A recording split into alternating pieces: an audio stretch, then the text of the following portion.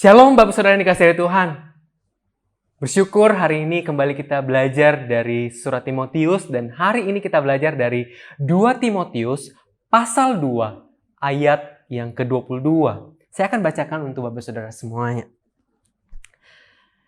Sebab itu, jauhilah nafsu orang muda, kejarlah keadilan, kesetiaan, kasih, dan damai bersama-sama dengan mereka yang berseru kepada Tuhan dengan hati yang murni. Saudara yang dikasihi Tuhan, pada bagian sebelumnya kita belajar untuk menjadi perabot yang mulia dengan cara kita perlu menyucikan diri kita.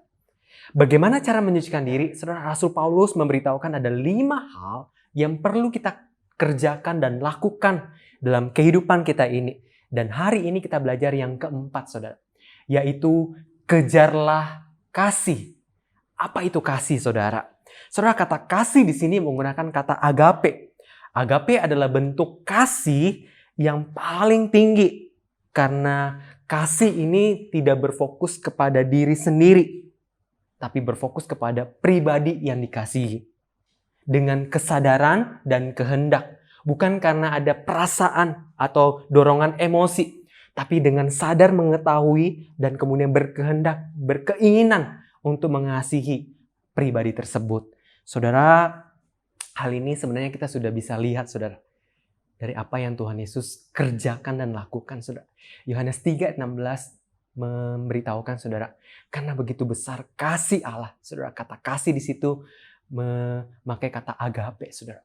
Tuhan tuh meninggalkan tahta yang mulia, datang ke dalam dunia ini menjadi serupa dengan kita manusia. Bukan hanya itu, saudara, dia mati, menderita di kayu salib, saudara, karena dia mengasihi engkau dan saya. Meninggalkan kemuliaan, menderita, mati untuk engkau dan saya. Saudara, itulah kasih. Dengan penuh kesadaran dan keinginan, ada kehendak, keinginan di situ untuk mengasihi pribadi atau orang lain. Tapi saudara yang dikasihi oleh Tuhan, ketika kita belajar tentang kasih ini, saudara, betul mungkin kita tidak bisa seperti Tuhan mengasihi.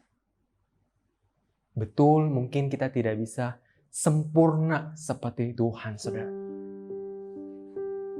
Tapi kita bisa belajar untuk terus mengasihi seperti Tuhan.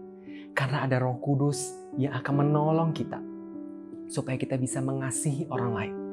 Kita dengan kesadaran mengetahui bahwa mungkin ada orang-orang tertentu yang mungkin menyakiti kita.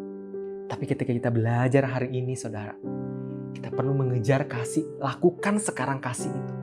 Mengasihi orang-orang yang mungkin pernah menyakiti kita. Mengasihi orang-orang yang mungkin tidak layak untuk dikasihi. Dengan kesadaran dan keinginan mengasihi mereka. Saudara, saya mengajak saudara hari ini renungkan, saudara, atau berdiam diri sejenak, saudara. Adakah orang-orang yang Tuhan ingatkan untuk kita mengasihi mereka? Untuk kita peduli kepada mereka? Untuk kita memaafkan mereka, untuk kita menerima mereka, untuk kita memberikan perhatian kepada mereka. Saudara, kita perlu dengan kesadaran dan keinginan untuk mengasihi. Meskipun kadang kita perlu mengorbankan waktu, mengorbankan uang, mengorbankan perasaan, dan sebagainya. Tapi karena Tuhan bilang, kejarlah kasih, lakukan ini. Itu akan menolong kita bertumbuh menjadi perabot yang mulia. Kiranya Tuhan memberkati kita. Mari kita berdoa. Tuhan, Bapa kami yang baik, tolong kami Tuhan, supaya kami boleh menjadi perabot yang mulia.